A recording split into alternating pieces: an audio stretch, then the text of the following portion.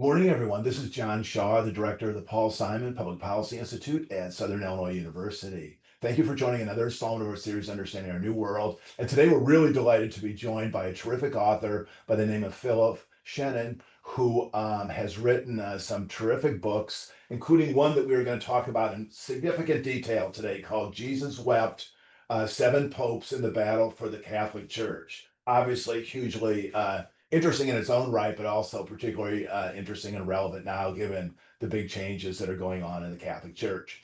Let me tell you a little bit about Phil. He is a native of San Francisco, went to Brown University as an undergraduate, became interested in journalism, thought about being a foreign correspondent, was kind of sparked by the terrific reporting of the Watergate era. Has had this terrific career at the New York Times, some of the great beats you can imagine, covering the Pentagon, the Justice Department, the FBI, and the State Department. During the near the end of his New York Times career, he was covered the 9/11 committee and commission, and then wrote a terrific book about that called the Commission, the Uncensored History of the 9/11 Commission. And then he wrote a terrific book about the Warren Commission in the aftermath of the JFK assassination called A Cruel and Shocking Act, The Secret History of the Kennedy Assassination. So we're eager to hear more about his career, really do a deep dive into how Jesus wept, and then also talk about the pontificate of Leo the 14th, Illinois' own Leo the 14th. We all are proud of his Illinois roots. So, Philip, good morning. I hope I wasn't too brazen in appropriating Pope Leo for Illinois. So, No, you should. You should. He's a proud, is he a proud White Sox fan? Yes, I've got that right? the Yeah. White Sox, yeah, the Cubs fans tried to take that, but that corrective was put out pretty quickly. So, and I think they actually found a photo of him at the maybe the World Series game the White Right. Sox were in. So Right. we have documentary proof. So, Phil, let's talk about your career. I mean, you grew up in San Francisco, you went to Brown. Was journalism, history, political science always sort of your particular interest? I was really interested in journalism from a very young age, and I'm a kid of Watergate. That was the big story when I was a teenager, and I thought, wow, that sounds like an interesting career. I was interested in writing. I was interested in travel. I was interested in politics. And being a journalist, you have license to sort of go into any room and ask the most interesting person there the most interesting question. And I thought that sounds like a terrific way to spend a career. And as I understand it, your first job, or one of your first, maybe it was your first, was with James Reston, the legendary bureau chief of the New York Times. I think this was right out of Brown. Would he typically have like a young college graduate who was his personal assistant, and he would groom this person to begin a career at the Times? I mean, how did that happen? No, Reston, the best boss I ever had. It's a terrible thing to have the best boss you'll ever have right at the beginning of your career because it's downhill from there. But he was just this spectacularly kind and generous and talented man. And he came up with the idea that instead of having a secretary, he'd have a kid just out of college who would be his clerk for a year or two, perform secretarial work, but also write for the Times, which was an incredible opportunity for a 19-year-old. And that led to my being hired on as a Metro reporter, and I spent most of my career at the Times. Let's talk about some of the beats you had. I mean, State Department, FBI, Justice, the Pentagon. I mean, what in Capitol Hill? I know you covered Congress for a bit. What I mean, talk about those beats. I mean, those seem to be just you say you started as a Metro reporter, but talk about the various beats that you had at the Times. Well, I spent a lot of my career covering law enforcement, covering the Justice Department and the FBI, and that led to me spending 2 years covering the 9/11 Commission after the 9/11 terrorist attacks and becoming sort of a terrorism expert, though I hadn't necessarily headed off in that direction as a younger reporter. They were all fascinating. I got to say that the whirlwind that we're now living in means that Washington reporters have to do a lot more work than I had to at the time. But no, I had a wonderful opportunity for an education, not only as a journalist, but as somebody who studies government and how institutions work. Well, let's talk about you were covering the 9/11 Commission and did some terrific reporting then. And then that led to your first book on the 9/11 Commission. And talk about was it at that point you thought, maybe a career as a kind of full-time book writer is more conducive to your desires than a beat reporter? I mean, talk about how the 9/11 Commission, how that became a book and how that kind of redirected your career. Well, at the end of the 9/11 Commission, after they issued their report, I had a lot of the staff members come to me and say, there's a lot we couldn't tell you at the time about what was really going on in the investigation. And so I set to work to find out the story I'd missed essentially as a beat reporter covering it. And there was a lot of drama going on in the 9/11 Commission that most folks didn't know about. And so I had lots of good scoops that I could put into this book. And I love journalism. I think I probably would have been happy as a daily newspaper reporter for the rest of my career. But the book had some success, and it sort of bought my freedom from the newspaper business. And the newspaper business truly has been, as you well know, has been troubled for many years now. So it was an opportunity to begin a new career and have a little more independence. And I do have a control over my life that I didn't have previously. Right. Well, let's talk about Jesus Wept. And at the beginning, you call it an investigative history of the modern Roman Catholic Church. And then you say specifically, it is a without fear or favor account of the battle for the soul of the church that began in earnest with the election of Pope John the 23rd and his decision to call the world's bishops to Rome for what became known as the Second Vatican Council or Vatican II. Then you go on to say the Catholic Church is easily the most important institution in the history of Western civilization, as well as one of the most complex and secretive. So, talk about your decision to sort of plunge into a history of the modern Roman Catholic Church. I mean, that's a Well, pretty daunting task. I joke that my last book was a history of the Warren Commission and the Kennedy assassination. And I thought, what could I do that would be even more complicated and more full of conspiracy theories than the Catholic Church? But at the time I finished my last book, I was sort of looking for a biography to write. I wanted to write about the life of one or two people. It's a much easier story to tell, birth, life, death. And I originally set off on a book about Pope Francis because I thought, this is back in 2014. He was the most interesting figure in the world at the time. He seemed to be promising a revolution in the institution of the Catholic Church. And that led to me to look at a dual biography of Francis and Pope Benedict, his predecessor. Francis seemed to be this sort of open-minded progressive. Benedict was this rigid conservative. So let's tell the stories of how these two men with very different points of view influenced the church. And then with a little more reading, it was clear that all of the battles between those two men really go back to another pope who I knew very little about at the beginning, and that's Pope John the 23rd, who was the pope who was the architect of this great worldwide meeting of the world's bishops known as Vatican II or the Second Vatican Council. And I hadn't realized that really in our lifetimes, the great revolutionary pope of the Catholic Church was Pope John the 23rd. And he was really ready to revolutionize the church. He dies very soon after he opens Vatican II. But it really occurred to me that all the battles being waged today within the Catholic Church all date back to this true revolutionary Pope John the 23rd, a man who had largely been lost to history. I was really shocked to discover how few Catholics today, living today, can recognize a photograph of him or know his name, even though he was at the time almost certainly the most beloved public figure in the world, who really, as I say, was ready to overhaul the Catholic Church.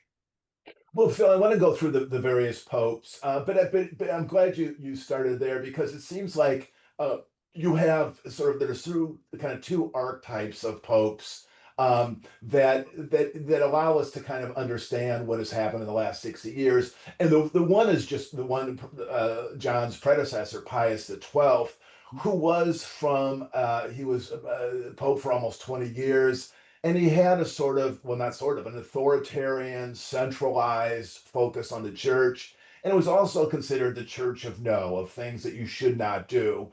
Whereas John the 23rd had a more open embrace of the world. And his was a church of mercy, of forgiveness, of fallible human beings doing their best. So I want to go through each of them, but talk about that, just kind of those two archetypes of the papacy and how that helps us kind of understand all that's happened in the last 6 decades. Well, the first of the seven popes I referred to in my title is Pius XII, who was most famous as the Pope of World War II, who was very much celebrated in his lifetime as the Pope who had held the church together during World War II.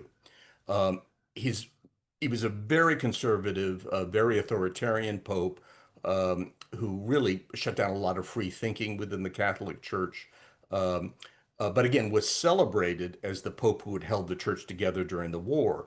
His legacy was very badly tarnished after the war, after it discovered that he had clear-cut evidence throughout the war of the Holocaust, yet said nothing about it in public.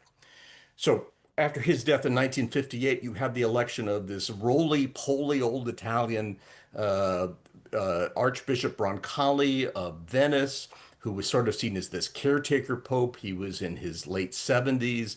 People thought he wasn't going to last very long. He would just hold the church together for a few more years until a younger pope could be elected. But he turned out to be, as I say, a potential revolutionary. He called the world's bishops to Rome to announce that, he wanted to end the Vatican's centuries-old isolation, really, from the modern world. Certainly, it had isolated itself from all the world's other major religions. It had isolated itself from all other Christian churches. Um, and he said, essentially, let's open the whole thing up to debate, and we'll call the world's bishops to Rome, and I will give them license to do whatever they want with the church. So you can imagine that the world's bishops came to Rome, many of them desperate to remake the church and desperate to have more influence in the decision making of the Vatican. The Pope papacy had really become a dictatorship where one man determined everything about the doctrine of the church, the functioning of the church. The bishops came to him, 2,500 of them came, and I say were ready to exert their own influence on the church. And unhappily, John the 23rd dies just 8 months after the opening of the Second Vatican Council, which leads us to Paul VI.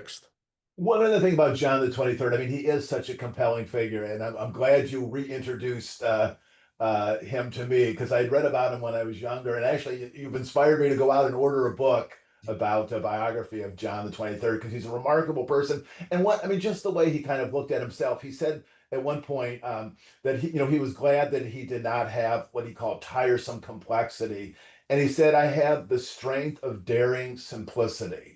Which is a really interesting way of kind of understanding his decision to say, okay, let's put everything on the table and see what the church should look like in the modern world. Well, he was this fantastic figure. He cracked jokes, most of them at his own expense, about how fat he was and how ugly he was. He also joked about the fact that anybody could think of the Pope as infallible. He said that, of course, of course he was capable of making mistakes. And that was a great shock for a lot of Catholics to be told that the Pope was fallible.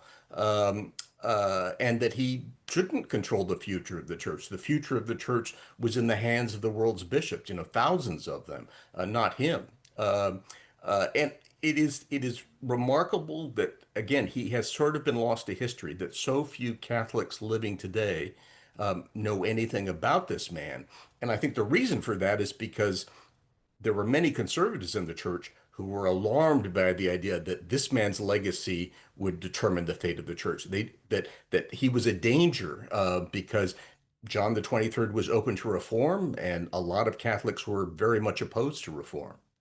I think there was a cardinal from maybe it was Genoa, Cardinal Siri, who at one point said it will take us a half century to fix the damage that John the 23rd did to the Right. church. Right. Phil, one other thing, I just a quick aside here, I was thinking of Pope John as kind of a management guru, and I love to quote you said, this was maybe his philosophy, which was, quote, see everything, Yeah. overlook a great deal, correct only a little.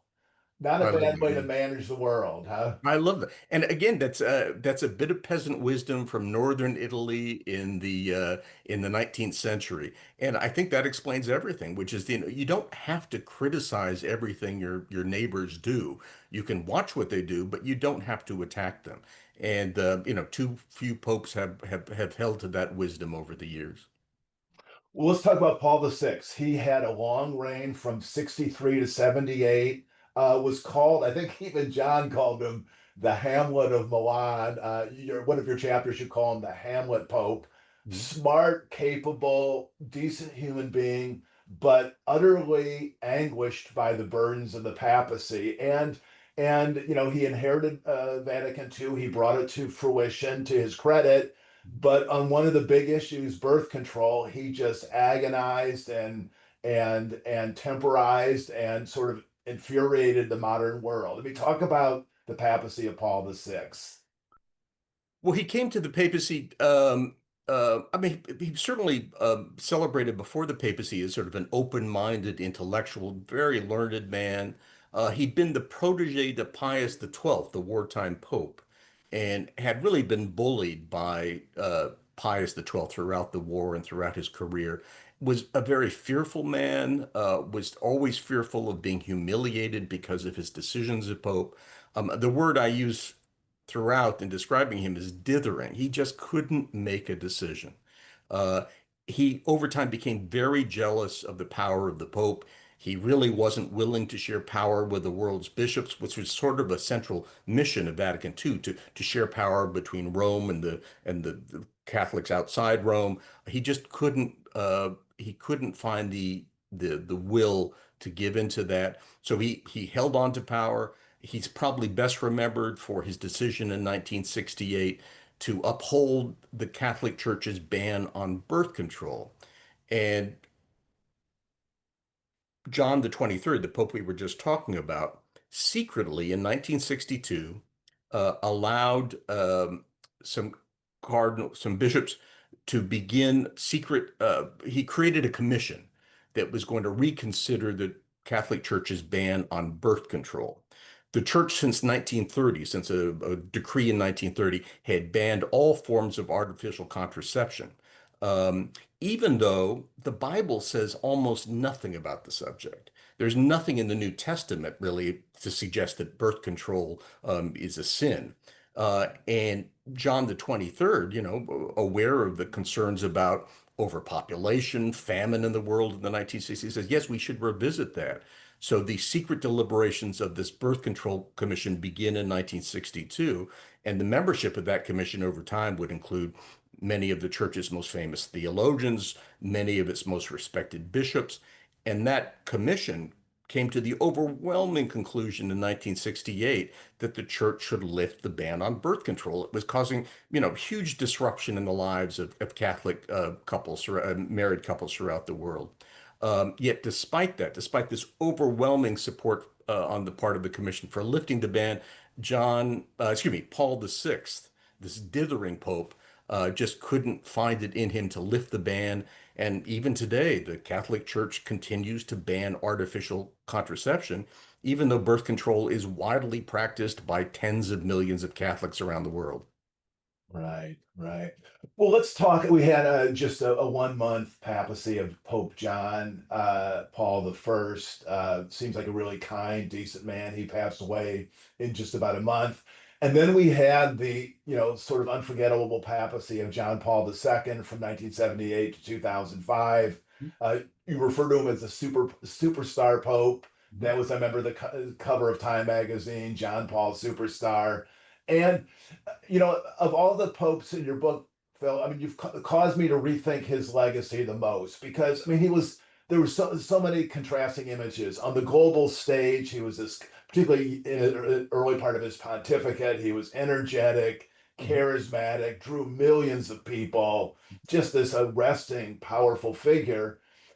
But behind the scenes, he was much more conservative. I think he even used the word reactionary, hard line than his public image. So talk about just in broad terms the papacy of John Paul II, and of course playing on just his role in ending the Cold War, which was so powerful. Well, I'd say I think you and I both remember that he was just the most charismatic figure on the world stage for many, many years. And he came to the papacy in 1978 with a lot of people not really understanding what his views were on doctrinal matters. In fact, if you look through his writings on Catholic doctrine, they're very confusing. He does not speak clearly. And so a lot of the world's cardinals in 1978 thought they were electing sort of a moderate, a centrist. And they appreciated the fact that he had this charisma that would, you know, result in enormous enthusiasm for the church. But he proved himself very quickly to be a, strong-willed conservative. One of his first acts as Pope was to announce that he was upholding the ban on birth control. There would be no artificial contraception. And he displayed his conservative nature on every sort of issue. Began, very much cracking down on open-minded theologians and other people who wrote about reform in the church. And over time, his legacy would be very badly stained by what we now know as the child abuse scandals, that he really seems to just look the other way, despite, grotesque evidence that this was a big problem for the church. Uh, I think he will be the best part of his legacy. I think the thing he's most celebrated for is that he was undeniably a strong figure in ending the Cold War and ending it peacefully. And I say that I think is the great credit to him. The other part of his legacy, which is so perplexing, is the inconsistency, and that's the kindest word I can use about his view that the church should be prohibited from an active social agenda in Latin America, the whole notion of liberation theology, and it should be at the forefront of pushing for social change and political change. Yet in Poland, his native Poland, the church was unabashedly the most visible and powerful force. And I know even during his papacy, people were saying, so how is it that it's okay for the church to be so active in Poland, but is utterly prohibited from activity, political and social activity in Latin America? Talk about that if you would. Well, in John Paul's inaugural speech, his speech, I think the day after he was elected, he announced that the church would practice power sharing. It would increasingly share its power with bishops outside Rome. He did exactly the opposite. Over time, his legacy was he, more than any other pope, perhaps in decades, centralized power in Rome. His other great promise was that he would keep the church out of involvement in geopolitical matters, that it wouldn't become involved in, the political matters of other nations. Uh, I think he's accused of hypocrisy on that because he became very much involved in certain nations and especially in Poland. He was very much involved in promoting the labor movement that would eventually produce a revolution that would bring democracy to Poland. And again, he's credited for having achieved that, but at the same time, he was blocking that same sort of movement elsewhere in the world, especially in Latin America. In your book, you even mentioned that he encouraged the CIA to put some funds into supporting the solidarity movement, Mhm. which was challenging the communist government. President Reagan and the Reagan administration stayed in constant touch with Pope John Paul. Actually, they showed him spy satellite photographs of what was happening on Poland's borders. There was a great concern that the Soviet Union would invade and, restore communist order in Poland. And the Reagan administration, great cold warriors within the administration, were trying to help John Paul help bring democracy to Poland. But again, that's a sort of interference in the affairs of another nation that John Paul had seemed to suggest he would not be involved in when he was elected. Well, let's talk about Benedict, his successor. And Benedict was Pope from 2005 to 2013. And I want to digress just slightly because it seems like there's an unwritten rule for kind of a contender for the papacy that you have to say that you're not interested in the job. Mhm. And I remember during, when John Paul passed and there was a run up to the conclave, Benedict had been his number two person for a quarter of a century, very, very kind of hard line rules. And in all, in a number of the publications, Benedict was saying, "Oh no, I'm just not interested in the papacy. I want to go, go back to Bavaria and write books or whatever." And I remember as it was unfolding, it's like, come on now. Of course he wants it. He's had the number two job for a quarter century. The way he orchestrated John Paul's funeral, the kind of pre-conclave period, it was completely apparent that he wanted to be Pope. Why do you think there is this prohibition from just expressing ambition and just say, I mean, I want the job. I think I'm ready for it. I'm prepared for it. Well, I guess that's different between American politics and politics in the Vatican, but it's a long tradition that you don't really campaign for the papacy. That's considered sort of untoward, though history shows that a lot of popes have campaigned very vigorously to become pope. Though again, they can't make that public. Again, it's just tradition in the Vatican. You don't express that sort of ambition. I think the record shows that if this is Cardinal Ratzinger, Cardinal Joseph Ratzinger, who becomes Benedict the 16th. I think he had every opportunity to withdraw his candidacy before he was elected, but he did not do that. And other cardinals said that there was a really quite aggressive lobbying campaign to get him elected in 2005. Well, Benedict is such a central figure in your book, and just his evolution is very striking. I mean, back in the early during Vatican II, the early days, he was a progressive, very much for openness and so forth. He becomes head of an important Vatican agency, and for 25 years takes a very, very hard line, and by the time he's a pope, he has a very kind of doctrinaire, conservative view. I mean, he openly said he would prefer a smaller church of true believers to a larger ones who had more ambivalent views. How do you look at the papacy of Benedict? Well, Benedict's life is a fascinating one and kind of a tragic one in many ways. He goes as a young theologian in Germany when he's Father Joseph Ratzinger. He's one of the great progressive heroes of Vatican II. He's a great reformer. He wants to see the Vatican overhauled. He wants to see an end to this, sort of dictatorial power of the papacy. But over time, he becomes increasingly conservative.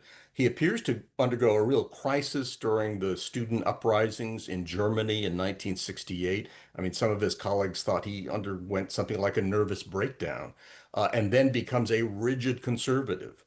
Eventually, he's named the Cardinal of Munich, by which time he's one of the most outspoken conservatives in the German church.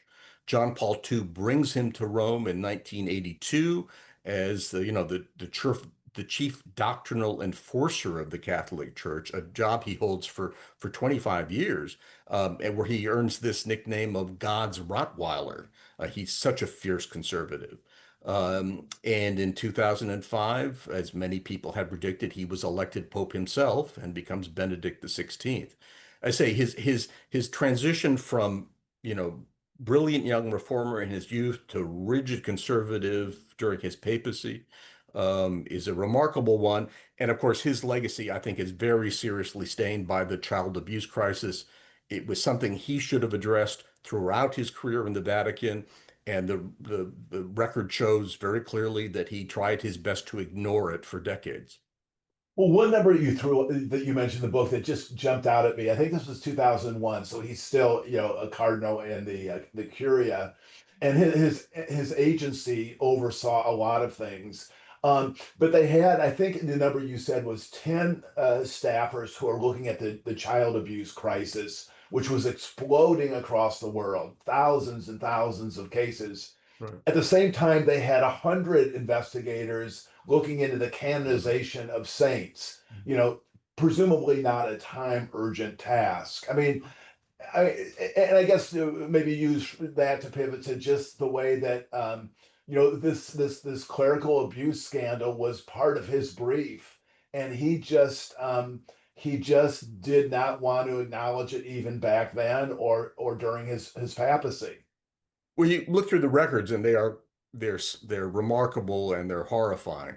But you can see that as Cardinal Ratzinger, when he arrives in Rome in 2000, excuse me, in 1982, almost immediately he's presented with these really grotesque child abuse cases where they found that priests and even bishops and cardinals in some cases were abusing children. And the record shows and the paperwork shows that in many cases he resisted any investigation of those cases, and allowed the child molesters to go on abusing children. And this is 1982, and this goes on for 20 years, where he's largely ignoring, not addressing this problem. It becomes a big scandal beginning in 2001 and 2002. And he claims in 2001 that he sends out a letter to the world's bishops saying, okay, that I'm aware of this problem, I'm going to address it. We're going to crack down on it. I want you to send me all child abuse cases. I want you to send me all the paperwork to Rome so we can decide how to deal with it. And the record shows that he assigned 10 investigators to these thousands of cases that were pouring into Rome. And as you say, that makes a remarkable comparison to the staff of 100 investigators who are investigating, cases in which people are being promoted for sainthood. So 10 investigators for child abuse cases, 100 for sainthood. Right. And one of the most powerful sentences in your book, you say there is clear proof that John Paul and Benedict joined in a wide-ranging conspiracy to shield child molesters from justice. Actually, that appears in the introduction of the book, and I thought I have to address this early on for readers because I know it's going to offend a lot of readers, the information I'm presenting. But it's just incontrovertible that both John Paul II and Benedict were well aware of a huge number of these child abuse cases and looked the other way. And John Paul II, we now know, defended men, cardinals and bishops. He should have been well aware of as child molesters. There's a case of one just notorious child molester. This is Father Maciel of a sect known as the Legion of Christ, who's well known in the Vatican since the 1940s to be abusing children. Yet when John Paul II is elected in 1978, he befriends Maciel and remains a close friend for 20 years, even as Maciel is continuing to molest young boys.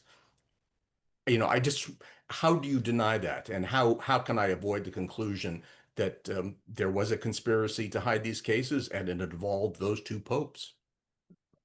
Well, you have a fascinating depiction of Pope Francis, and very, very nuanced. And I guess the first thing that is so striking is what a transformation the papacy made in him, because you describe him very clearly during his days in Argentina as a priest and then as an archbishop, very active in the leader in the Jesuits in Argentina, as this kind of cold, icy, ruthless, ambitious person. I mean, just not a particularly warm and fuzzy person, to put it mildly. And I think at some point he was called the bishop who never smiles. Um, but more substantively, you argue that he, as a church leader in Argentina, kind of there was this so-called dirty war, and when some 30,000 people of the kind of the leftist orientation just disappeared. And, Francis, then as priest and bishop, kind of looked away and just did not confront the ruling government. So talk about just the kind of personality and backstory of Francis. Well, Sid, this book began, one of the early ideas with this was going to be a dual biography of Francis and Benedict. Francis, who goes from open-minded young reformer in his youth to rigid conservative. Well, Francis is sort of the mirror opposite of that, 7,000 miles away from Rome. He goes from rigid conservative as a young man, to open-minded reformer as Pope. And so that transition was fascinating. And I began this book too because it was clear to me from just a little research that Francis was a very divisive figure in Argentina as a young man. There's still people there who hate his guts. It was quite remarkable to discover that. Um, uh, but he's a human being who changes over time, and he sort of embraces the idea that the church is one that should promote mercy ahead of punishing sin. And that's what he comes to Rome apparently to do. And that famous statement he made just a few weeks after he was elected, he's asked about gay priests and he says, "Who am I to judge?" I think those are the five most shocking words in the modern history of the papacy, because certainly I was raised, I'm not a Catholic, but I was raised to think of the Pope as somebody who was seen as infallible. He's saying that no, he's not going to make judgments about other human beings. And I think on all sorts of issues, gay people, divorced people, others, he really made it a much more merciful church for them. And also, I mean, his encyclical on the climate was really just a really kind of a watershed moment, I thought, in this whole discussion on climate policy. He set out a church agenda in promoting climate policy that offended a lot of Western governments. This was done in the first term of the Trump administration, and it was clear on many different issues that the Pope was at odds with Donald Trump, and climate change was one of those issues. Well, let's talk about another part of his legacy, which is the appointments he made to the College of Cardinals. I think he appointed about 80% of the College of Cardinals. And so your book came out, during the final months of Francis's papacy, but you say they seem likely to elect, you're talking about his new group of cardinals, you say they seem likely to elect a new pope who shares Francis's vision and may feel empowered to do much more to achieve it. They may yet win the battle. Talk about what Francis did to kind of tee up the conclave that we just watched just in the last couple months. Well, in the course of his, dozen years as Pope, he really overhauled the College of Cardinals, and that is the body that chooses the next pope. And I think he was doing that very deliberately. He wanted to make sure that his successor was not going to reverse course on on his legacy. And I think from the early signals we're getting, he achieved that. I was really intrigued after Francis died and the conclave was called. There were a lot of conservative Catholics who seemed to believe, oh, finally we're going to have our chance to reverse course on Francis. We're going to get a rigidly conservative new pope. I sense that wasn't likely, if only because 80% of the men in the Sistine Chapel for the conclave had been put there by Francis. And it seemed unlikely to me that these men who owed their red robes to Francis would want to reverse course. And I think the early signals are that, and certainly the words of Pope Leo suggest he wants to hold to the legacy of Francis. We'll see if that's true. We're about to find out. I want to go to Leo in just a second, but the one other piece of the Francis legacy that is so interesting is the nearly decade in which Francis is Pope and Benedict is the emeritus Pope, Right. living in the Vatican. He effectively kicked out a bunch of nuns, took over a monastery on the Vatican grounds. And for almost the next decade, we had a Pope Emeritus Benedict and Pope Francis, and there were some vibes that maybe they were not really on the same page. I remember reading an interview where, Benedict said, "Well, yeah, I knew Francis when he was a cardinal. I wasn't that impressed with him." And it seemed like Benedict's team was putting out words, that were very critical of Francis. Talk about this decade-long period.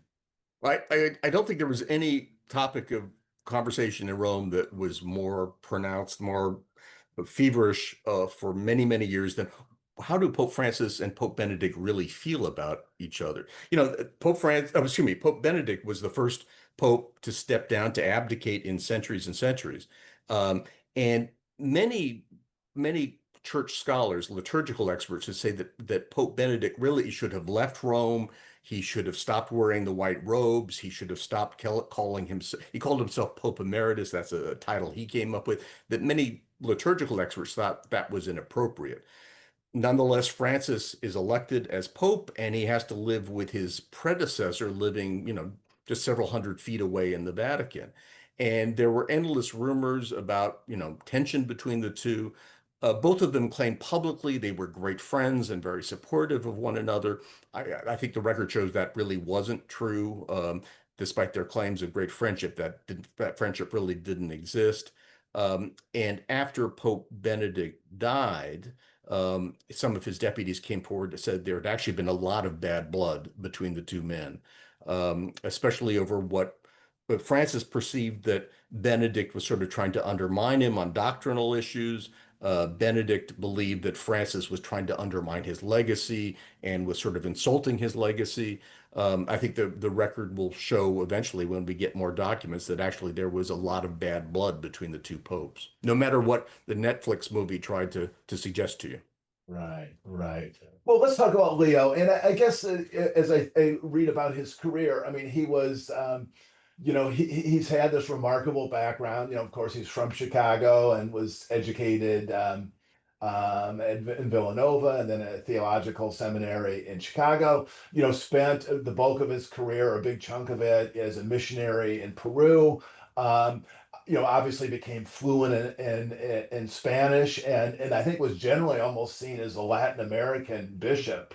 Obviously developed a close relationship with Francis. Francis brought him to the Vatican, put him in a very powerful position, made him a cardinal in 2023. I mean, tell me about, just from what you're able to read from the record, how Leo is likely to follow the kind of the legacy of Francis. Well, I really don't think we know yet because, popes they have dictatorial power and, what may have been Leo may have been thinking about all these years. We don't really know. He seems to be a rather quiet man, shy man. I don't think that Pope Francis would have brought Leo to Rome, would have given him this very important job. Leo was the guy who chose the world's bishops and cardinals. And I think that was very important to Francis. And I don't think Francis would have put somebody in that job that he really didn't trust and really feel was on the same wavelength. Um, uh, uh, but as it, I Francis, excuse me, Leo, in his early public statements, has been very clear that he intends to honor the legacy of Pope Francis. And to say, but I think it's probably a little early to tell how he will. I do know that there are a lot of conservative Catholics who are very upset about Leo and fear the worst, that he may really hold to Francis's legacy and may do much, as I say, do much more to achieve it. Well, let's reflect on that for a moment. I mean, what would it take for Leo to be a great pope? I mean, what makes a great pope? Um, does he? I mean, like this clerical abuse scandal has the church dealt with it sufficiently that it's has its own momentum, or does he need to do more there? Does he need to call a third Vatican Council and just reopen a lot of these issues that were, begun discussion under John the 23rd and then kind of pulled back in 26. As you see it, I mean, if you were advising Pope Leo or if he brought you in as historical consultant and said, what do I need to do to be a great pope? What should I do? But it certainly he wants to be an inspirational figure to the world's Catholics for them to feel closer to the Gospels and the message of the Gospels. Um, I would say that Pope Francis actually had a very checkered record on dealing with the clerical sex abuse cases. He didn't, I think the story is he didn't do nearly enough on that issue. We have several pretty well documented cases now where it's shown that Francis was very slow to act in cases in which his friends or others he knew were accused of abuse. So let's hope that Leo does much more. Um, there has been a lot of news reporting over the last couple of weeks about Leo's involvement when he was father with priest over whether or not he had done enough in a couple of individual cases within the Augustinian order, which is where he comes from, to deal with child molestation. Actually, I will say that his record does not appear, it appears to be much better than a lot of other cardinals who were seen to be in line potentially for the papacy. But again, let's hope he does much more because Francis's record, like all of his modern predecessors, was pretty dismal on that front. Um, I'll be intrigued to see if Leo, I don't think we have firm word yet on where Leo will live. Will he live in the papal apartment? Francis very early on wanted to demonstrate humility. He wanted to be rid of a lot of the sort of pompous trappings of the papacy. He got rid of the fancy Mercedes sedan. Um, uh, he gave up a lot of the fancier parts of the papal wardrobe. It'll be intriguing to see if Leo holds to that, because I do feel that certainly Francis earned a lot of goodwill by shedding the pomposity of the papacy. Let's see if Leo does that. And I would suggest that if he wants to inspire the faithful, do it, because it seems to pay a lot of dividends for a pope or any church leader.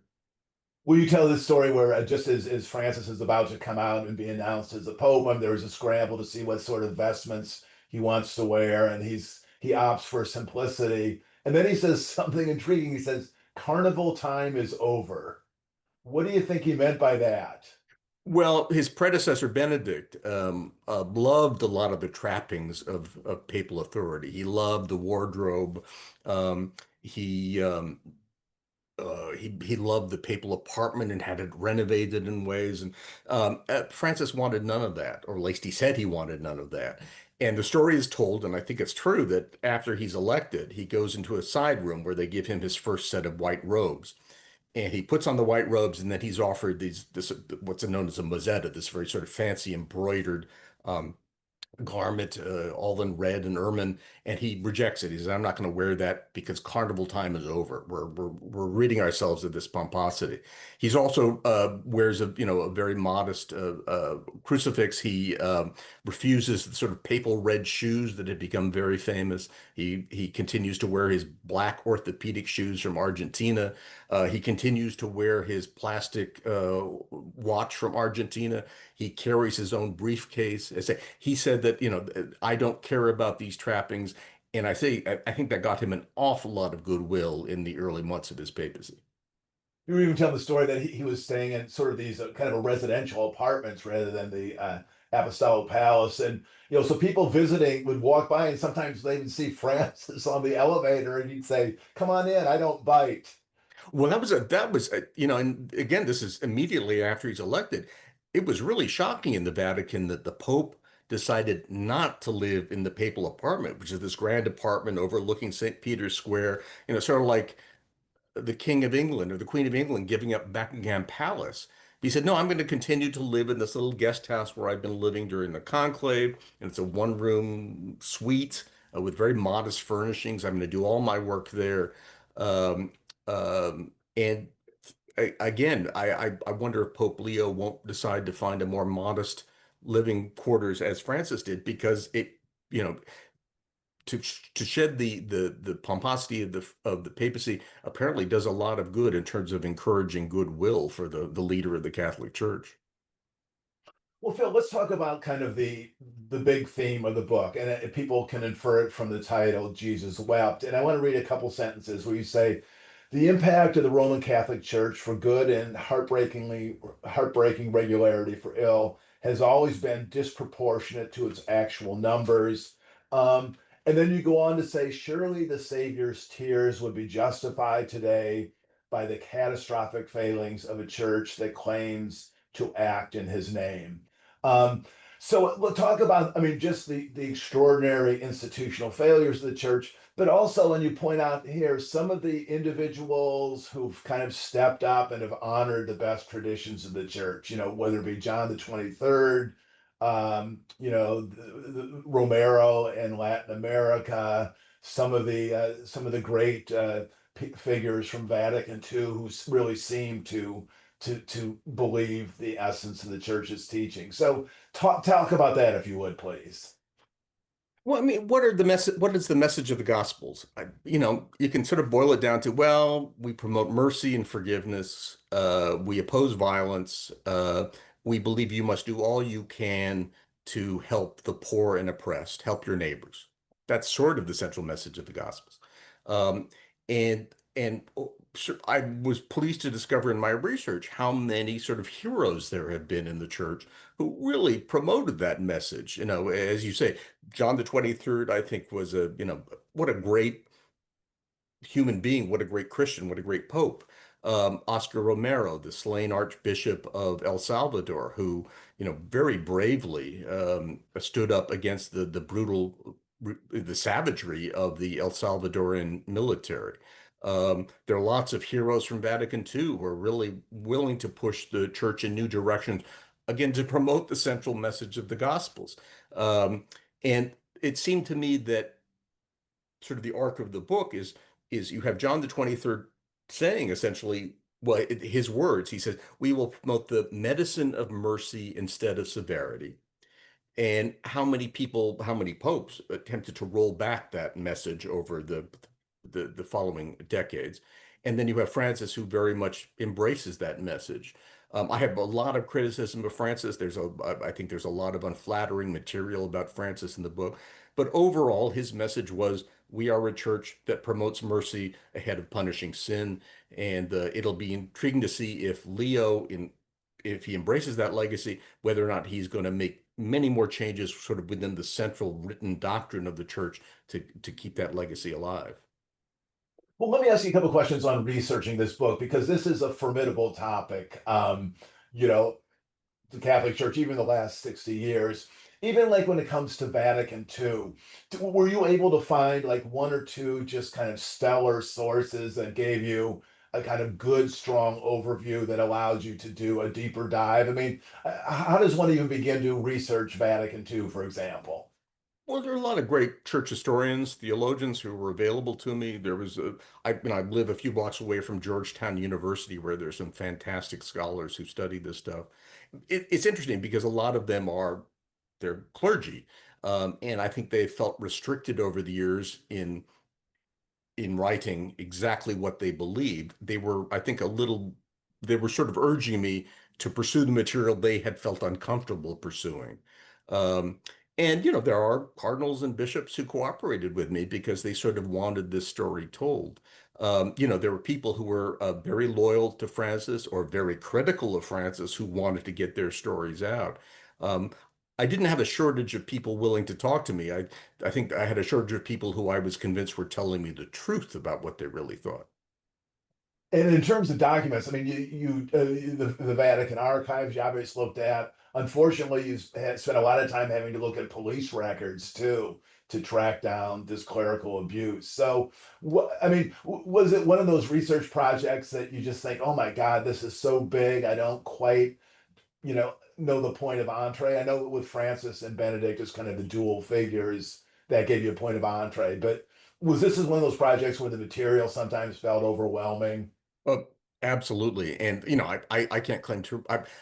I could spend the rest of my life gathering research material on this and not come close to gathering all that I really need.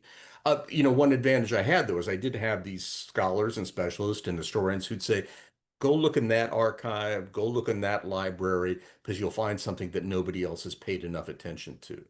And the other thing too is that I will say there is a vast library of biographies, memoirs of church leaders that a lot of scholars have not paid enough attention to. There was one, sort of the most famous school of theology in the church is the Gregorian in Rome.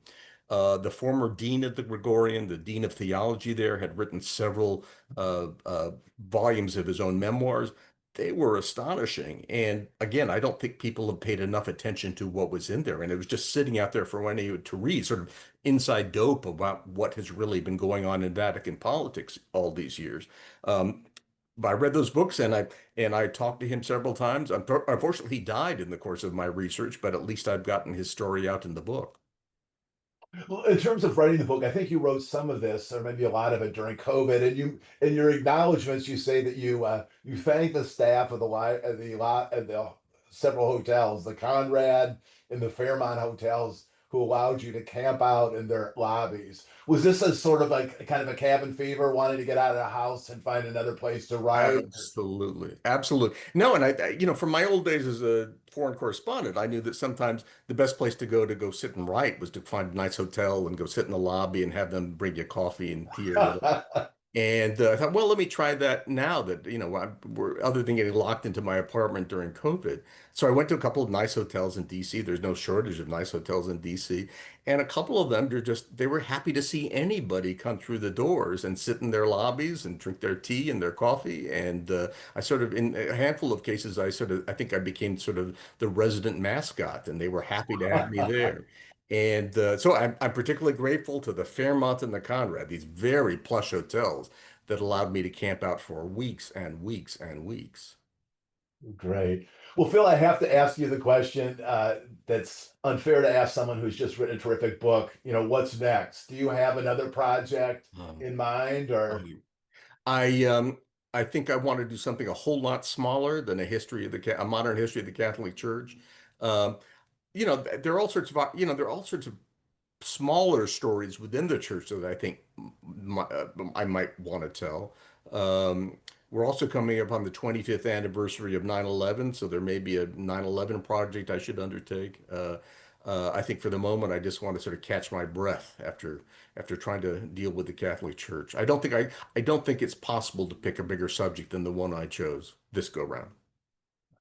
Well, final question, Phil. I'd like to ask this of a guest, which is, we have students on this call, and as you reflect on, just the career you've had, working for the New York Times, some amazing beats, now as an investigative reporter, what are some of the kind of the main things that you've learned that you would tell your 21-year-old self leaving Brown as he was pondering a career? I mean, how would you advise students to sort of think about their careers? Wow. Especially right now. I get asked that. I'm not sure what to say. Journalism is a fascinating profession. It's a very difficult profession, especially now. The internet has changed everything. I look back and I'm sure you do too. It's amazing to me that I would be allowed a few days to write a story, that I would finish a story at 7 o'clock at night, go home not thinking about it, see it printed in the newspaper the next day. Journalism doesn't work that way anymore. It's second by second by second by second. It must be exhausting to be a daily journalist in Washington these days. Um, uh, in terms of larger lessons, I will say one of the big lessons, I don't know about you, but one of the big lessons I reached after covering government for many years was that it's not nearly as evil as a lot of people would want to see it. It's not the deep state as people portray it. It can be remarkably incompetent, however, and remarkably lazy. And I always tell people if you want the best explanation of how government works, watch the HBO series Veep. I think that captures it perfectly as how much of it really works. And again, it's not because people are evil, it's just because they're incompetent or they can't be bothered to do the work that needs to be done. Great. Well, final question. What sort of reading do you like to do when you have free time or traveling or something? Are you sort of a nonfiction history biography, or do you like to move into other realms? That's a big question in front of me because I spent the last 10 years, any free time I had to read books about the Catholic Church and Catholic churchmen and Catholic Church women. And I haven't read a whole lot of fiction in a long time. So maybe your viewers and you can suggest a few good novels I ought to be reading. Okay, well, we will have my students collect that, and we will send you some recommendations. So, well, Please. Phil, thank you so much for really a terrific conversation. And also, I mean, I'm not in the book promotion business, but this is an amazing book, Jesus Wept. I grew up Catholic, and so I've had maybe kind of an intrinsic interest. But I think for anyone who's interested in really the 20th, 21st centuries and where, both American culture and global culture are going, this is a really terrific place to start. It's incredibly readable, some compelling figures, and again, Pope John the 23rd, you could do a lot worse than spending some time thinking and reading about him because he Absolutely. really is. I think, as I put your book down, Phil, I thought, he has to be considered as one of the major figures of the 20th century. He is, and how amazing that almost nobody I know knows anything about the guy. I think there's been a concerted campaign to erase his memory. Well, I hope one great accomplishment of this book is that maybe people will remember this great man. And again, you don't have to be a Catholic to see him as a great man. Right, great. Well, Phil, thank you again for a terrific conversation. I look forward to your work. Take some time off, relax, but I look forward to a next major book because I'm sure it will be terrific. So thank you for joining us. Thanks, Jim. And thanks to all you for joining another edition of our series. We will have a video of this conversation on our website in the coming days. Please show it to family and friends. Thanks for supporting the Institute and keeping the memory of Paul Simon alive and well. Thank you so much.